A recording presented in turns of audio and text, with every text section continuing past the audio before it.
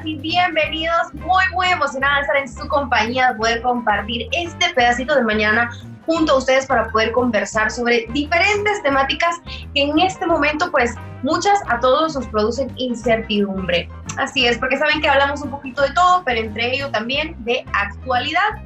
Y nos gusta encontrar respuestas a todas estas interrogantes, todas estas conversaciones que se dan, sabemos, entre amigos, entre familia, sobre lo que está ocurriendo en la parte médica. Se habla mucho y se especula sobre vacunas, qué va a suceder, para cuándo, qué tan recomendable va a ser, etcétera. Se dicen muchas cosas, pero este día nos hemos querido acompañar de es que lo amamos aquí en Mujer Express, el doctor Zanoni Yada, realmente es un gran amigo y siempre nos da un rato tan agradable de conversación que le vamos a dar la bienvenida. Doctor, ¿cómo está? ¿Qué tal, Gabriela? Un gusto de estar con ustedes nuevamente y poder compartir tu espacio. Gracias, doctor. Estábamos conversando como ya teníamos ratito de no ponernos en contacto durante esta cuarentena, pero me alegra tanto tenerlo por acá. Bienvenido y gracias nuevamente por hacer el tiempo para poder conversar sobre esto que ya está causando mucha especulación. Así que gracias nuevamente. José Manuel, ¿qué tal desde casita? ¿Cómo está? ¿Qué tal, Gaby? ¿Qué tal, doctor? Un gusto saludarlo. Hola, José Manuel. Muy bien. Sobre todo muy ansioso de conversar con el doctor, que la semana pasada, o hace pocos días, mejor dicho, sacó un artículo que se llama Resistamos, falta poco, en el que aborda de manera magistral el tema del COVID y una cronología realmente muy interesante de todo lo que ha pasado, porque eso es algo para lo que nunca estuvimos preparados. Creo que si se volviera a dar, difícilmente volviéramos a estar preparados para otra cosa como esta. Entonces es muy importante saber que ya hay una pequeña luz al final de este oscuro túnel. Bueno, doctor, quisiéramos empezar muy ansioso por comenzar hablando justamente de esta publicación en la que hablaba sobre cómo se han desenvuelto diferentes hechos a lo largo de esta pandemia. Hablarnos un poco desde tu punto de vista, qué lo inspiró a poder escribir estas palabras, a enviar este mensaje a todos sus lectores. Sí, Gabriela, evidentemente hemos vivido desde hace algunos meses esta terrible experiencia, y como José Manuel dice, nadie estaba esperándola y nunca hubiéramos estado preparados para ella. Sin embargo, platicábamos hace poco que somos un pueblo. Como pueblo podemos estar expuestos a inundaciones, a terremotos, a pandemias, a una serie de catástrofes. Sin embargo, hay algo que nos puede preparar para cualquier situación y es la educación. En ese contexto hemos visto cómo la ciencia, cómo el gremio científico, cómo las personas y los pacientes han reaccionado a este gran problema que nos ha traído la pandemia. ¿Qué ha pasado? Hemos sido bombardeados por falsas noticias, por estadísticas sin bases científicas que finalmente han matado a mucha gente. Nosotros, como médicos, tenemos la obligación de respetar a los pacientes. Por ello, tenemos que dar tratamientos que no solo los mejoren, sino que tampoco los vayan a perjudicar. Y en este contexto, la comunidad científica ha fallado mucho, a veces por buenas intenciones, como los mismos pacientes te recomiendan algo, o tu médico de cabecera te dice, mira, yo escuché que tal cosa funciona, te la da, y no solo no te ayuda, sino que te complica. Entonces esta situación ha venido a descubrir algo que ya conocíamos. La educación es fundamental. Y la educación basada en hechos reales, científicos. Por eso el Internet es maravilloso. Ahorita nos permite esta comunicación, este calor humano que tanto nos hace falta, pero a la vez trae una serie de consecuencias en cuanto a patrones, conductas, protocolos que hay que seguir y que como paciente angustiado, desesperado, o como persona que tiene su familia sujeta de padecer esta enfermedad, comienzas a llenarla con medicamentos, con precauciones que no son las adecuadas. Y no solo no les ayuda, sino que terminas poniéndolos en riesgo. Creo que si tuviéramos que hacer una analogía de esta enfermedad, valdría aquella figura de que nos metieron al ring a pelear con los ojos vendados, porque no sabíamos ni de dónde, ni cuándo, ni por dónde nos venía el golpe. Y realmente desde la comunidad científica hasta la gente común y corriente, hasta la gente de calle, no supo qué hacer. Y al principio todo el mundo giró la mirada hacia el primer mundo, que es como esperando que de ahí viniera una solución, y vimos cómo cayó Italia, vimos cómo cayó España, vimos esas escenas terribles en Nueva York. Entonces fue realmente terrible, nos quitó esperanzas. Entonces comienza esta información de internet a dar 1000 soluciones distintas, y como usted dice, es una pandemia terrible, la mala información. Sí. ¿Cuál cree usted que fue esa peor solución que usted pudo ver en internet? Mira, hemos llegado desde la Organización Mundial de la Salud, el máximo organismo mundial, en el cual decía de que la mascarilla no era algo imprescindible. Esas fueron las primeras noticias que dio. Y ahí que el contagio con el COVID no era tan grande como se pensaba, y eso tú ves universidades de gran prestigio involucradas en falsas noticias, falsas expectativas, tal vez en aras de querer ayudar a las personas, de dar soluciones prontas, pero no se dio, al contrario. Todavía a esta altura, 6 meses después de tener miles de estudios sobre el comportamiento del coronavirus, todavía seguimos en muchos aspectos ignorantes. Si ves, la pandemia y la experiencia que tuvo Europa no sirvió de nada a Latinoamérica. Latinoamérica ahorita, Brasil tiene 4 millones de contagiados, prácticamente un 25% del contagio mundial. México tiene Latinoamérica es ahorita el foco de esta enfermedad. ¿Por qué? Porque no hemos aprendido algo sencillo: educarnos. La educación en este aspecto, dice, no es buscar cualquier artículo, cualquier mensaje, escucharlo de los amigos. Hay informes serios que se están dando, y el problema es que no hemos tenido una guía particularmente. Los protocolos deberían de estar pegados en las populerías, en los cantones, en cualquier parte. Las canastas básicas, por ejemplo, deberían de llevar, las canastas de ayuda que se están dando, deberían de llevar mascarillas, 10, 15 mascarillas entre el aceite. Estamos viendo que ahorita probablemente es más importante eso que tener una adecuada alimentación, que tener un apoyo en el sentido económico y en el sentido alimenticio. Entonces, hemos ignorado puntos fundamentales. Ahorita estamos esperanzados en la vacuna. El primero Dios ya viene dentro de poco. Estamos esperanzados en la vitamina C, en el zinc, en los antihistamínicos y eso. Y estamos olvidando el punto más importante que ya sabemos que funciona. Es la prevención, la mascarilla, el uso de lentes, el uso de alcohol gel, el uso de desinfectantes, el distanciamiento social. Sabes que en lugares como el Hospital Rosales, en el Hospital San Rafael, los contagios entre los médicos y las personas que están en el área de COVID, enfrentando a gente directamente que tiene ya esta enfermedad, no se han contaminado con la frecuencia que los hace las personas que están en el área de laboratorio, en el área de rayos X, en el área de la emergencia, que en teoría son personas que están más lejos del contagio. ¿Por qué? Por la adecuada protección que ellos tienen. Doctor, me encanta poder conocer justamente que repitamos ese protocolo que todos tenemos que tener en cuenta al momento de salir de casa, que sea absolutamente necesario, por supuesto. La información es otro punto que me fascina, porque creo que mientras intentamos pues cómo empieza, cuándo empieza, cómo se da, en qué momento yo también soy más contagioso, cuánto tiempo tengo que estar.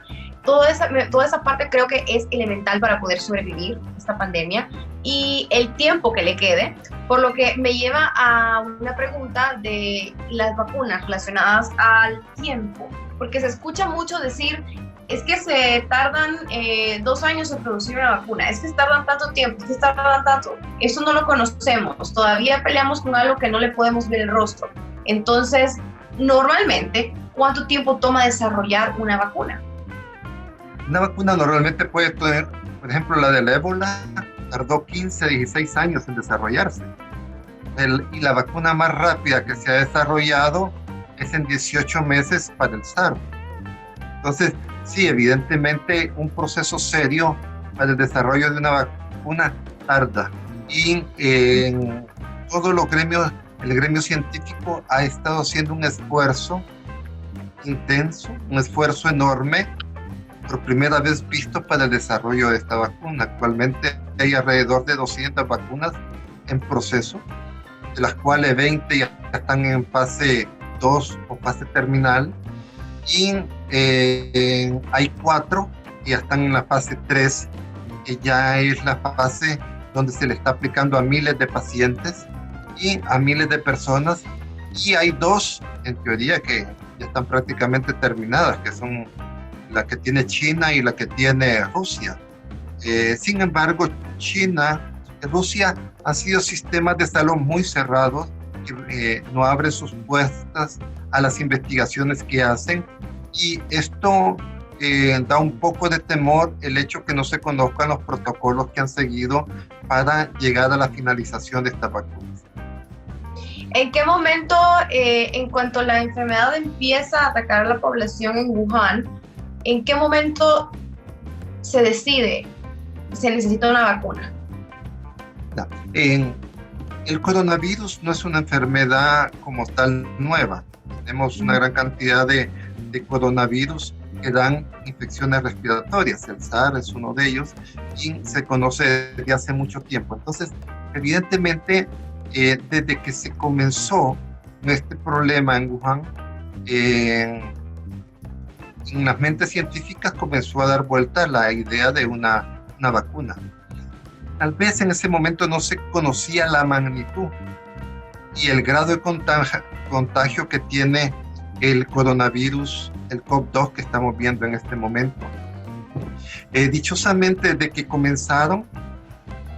comenzó la enfermedad, comenzaron los estudios, y actualmente sí, yo tengo muchas expectativas en la vacuna que está haciendo Oxford con AstraZeneca, en una fase terminal. Moderna en Estados Unidos también está en una fase ya 3 de la vacuna. La fase 3, bueno, hay una fase preclínica, que es cuando comienzan las investigaciones a explorar. Hay una fase 1, cuando ya la vacuna ya se está implementando en humanos, abajo de 50 personas. La fase 2 abajo de 500 personas, y la fase 3 que ya necesita miles de personas. Entonces, estas AstraZeneca con Oxford, Moderna en Estados Unidos ya están en la fase 3, ya prácticamente ellos han dicho que para octubre ya tendrán una vacuna que puedan comenzar a entregar. Ahora bien, ese es otro punto. Recuerda que somos 8.000 millones de personas, ¿verdad?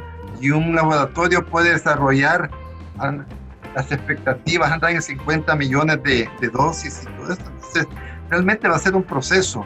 Además, yo esperaría que no cobraran esta vacuna. Yo creo que la Organización Mundial de Salud y todos los ministerios de salud de todas partes del mundo están en la obligación de entregar gratuitamente esta vacuna a todo el mundo, porque es mucho más caro un paciente enfermo que un paciente vacunado. Una vacuna, ¿cuánto podría costar? Costar a $60-80 para el Estado, a lo sumo. ¿Cuánto le cuesta al Estado un paciente que está en cuidados intensivos, que está intubado, ventilado, y la carga? Además de eso, el gasto humano que se tiene, en las personas. Entonces sí, realmente yo esperaría a corto plazo que para septiembre, octubre tuviéramos en concreto ya claro cuándo se va a entregar esa vacuna a nivel mundial. Quisiera entender un poco más para el momento en que ya esta vacuna esté, que nos diera Ok, van a haber muchas personas que van a decir, yo no creo en eso y no me lo voy a poner. Sabemos que existen personas que están usualmente en contra de la vacunación por diferentes razones. Habrá otras personas que van a estar temerosas por el poco tiempo que tiene de estar en prueba. Habrán otras que va a ser lo primero que van a querer hacer, pero en general nos podría dar un momento en que la vacuna ya exista, ok, ¿qué tengo que hacer? ¿Qué tengo que pensar? ¿Cómo tengo que hacerlo? ¿Tengo que vacunar primero a mis niños, a los adultos mayores, a mí, a todos? Como un manual, por decirle así, un step by step de cómo nosotros como población tenemos que enfrentar esto cuando ya exista una vacuna. Gabriela, te voy a hablar como hombre de ciencia, te voy a hablar como médico. Lo único que detuvo la poliomielitis en el mundo, la rubiola, el sarampión, el tétano que mataba millones cada año, fueron las vacunas. Evidentemente, ahorita, si un laboratorio serio saca esa vacuna, hay una población en riesgo que sería obligatoria vacunarlo. Por ejemplo, los médicos, las personas que están en los cuerpos militares, las personas de edad.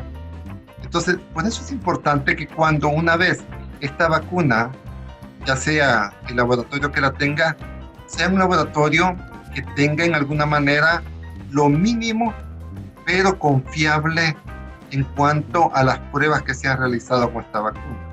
Recordemos que la inmunidad que desarrolla esta vacuna normalmente es de 1 año.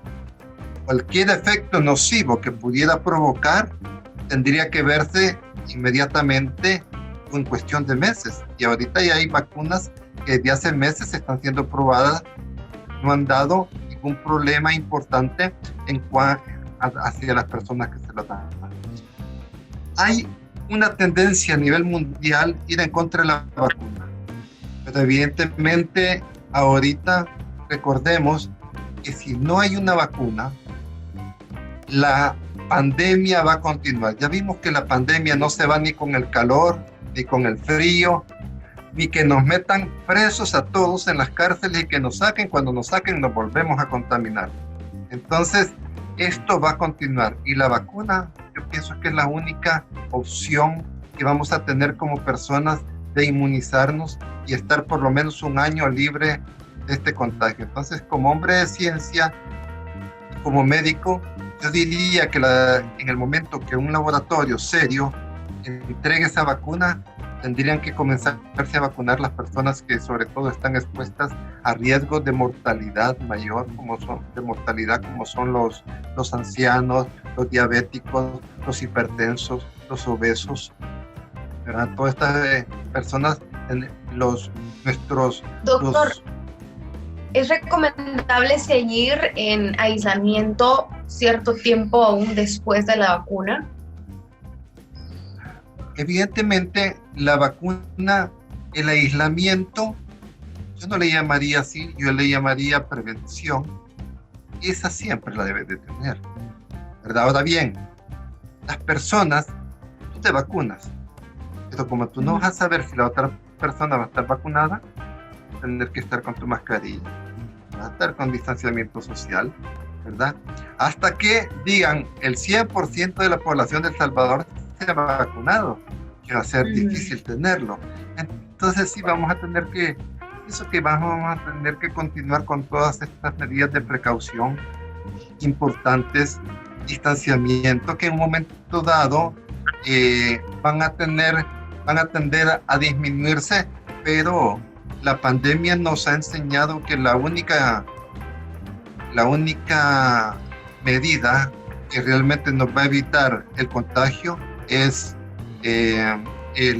las adecuadas medidas de protección. Claro. Doctor, para ir cerrando, ¿Cuánto tiempo cree que más o menos vamos a tener que continuar vacunándonos hasta que solo sea algo necesario? ¿O realmente el coronavirus ahora es algo por lo que nos vamos a tener que vacunar todos por muchísimos años? Sí. Normalmente cuando tienes factores de riesgo, vas a tener que seguir vacunando todos los años. Por ejemplo, como las vacunas que ponen los neumólogos cada año a las personas de edad, a las personas que tienen enfermedades pulmonares obstructivas crónicas, a las personas que tienen asmáticos. Entonces, los pacientes de adultos mayores, todos ellos cada año hay que ponerles nuevamente estas vacunas que los protegen contra la mayoría de procesos virales, no contra todos. La mayoría de vacunas, cuando son en conjuntos, te inmunizan contra 20 virus, digamos de los 20.000 que hay, son los virus más frecuentes. Y que es uno de los más letales, sí, cada año probablemente tendríamos que estarnos vacunando. Excelente, doctor. Es importante escuchar esto, como usted lo decía, desde la medicina, para que todos podamos empezar a prepararnos para lo que viene en estos años, porque sabemos que el coronavirus ha venido a dejar una marca, una huella muy importante en la manera en que vivimos, y que de aquí a un año no esperemos que todo esté exactamente normal, porque creo que esa mentalidad nos hace daño y nos hace querer romper muchas veces esta cuarentena en mi búsqueda constante de el estilo de vida que llevaba antes. Entonces creo que es importante escuchar que vamos a tener que permanecer por muchos años con mucho cuidado, acatando protocolos, vacunándonos, y nos empezamos a hacer la idea de, bueno, el estilo de vida que tenemos que llevar después del coronavirus, y tratar de, claro, normalizar lo más que se pueda, pero siempre teniendo en cuenta que esos protocolos vamos a tener que mantenerlos por mucho tiempo. Doctor, ha sido fantástico poder platicar con usted, hacerle estas preguntas tan interesantes, que espero que nuestro público también pueda tener un poquito de luz, información, y que sobre todo les quede este gran mensaje, que lo más importante siempre es informarse de un médico, no estar tomando consejos de internet, de chats, no estar del amigo, del vecino, no, directamente de un médico que puede conocer su caso en particular. Así que, doctor, gracias nuevamente, un gran abrazo a usted, a su familia, que estén muy, muy bien, y de verdad que ha sido un placer poder verlo nuevamente y sobre todo saber que se encuentra tan sonriente como siempre. Muchas gracias, Gabriel. Igual para mí ha sido un gusto estar compartiendo con ustedes, verlos nuevamente. Es grato tener estas charlas que realmente nos hacen falta tanto. Otra cosa nos ha enseñado la pandemia es lo que nos hace falta, el calor humano. Realmente, gracias por invitarme, y José Manuel, Gabriela, siempre va a ser un gusto estar con ustedes. Igualmente. José Manuel, nos vemos, a cuidarse mucho. Y ustedes también en casita, un gran beso para todos ustedes que nos están sintonizando. Recuerden siempre 11:30 Canal 21, y este día vamos a cuidarnos, tú, tu familia, a todos. Nos vemos.